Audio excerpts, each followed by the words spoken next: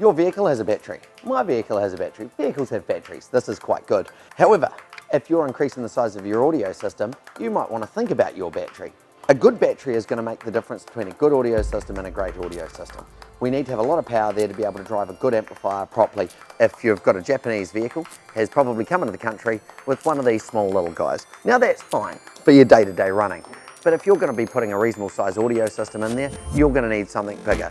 Now a lot of vehicles will only take up to a certain size battery, so we keep a range in stock able to go as large as possible. Something big like this is going to do a reasonable job with an audio system unless the vehicle is carrying a lot of current.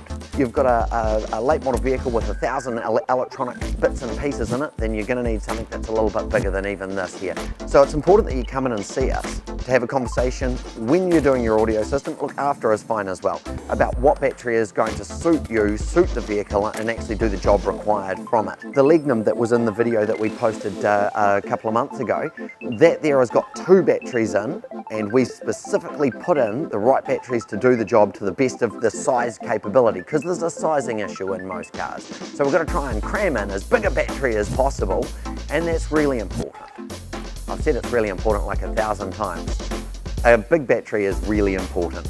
It's fantastic for your car audio system. A big battery is, you need a big battery for your car audio system. Get it straight.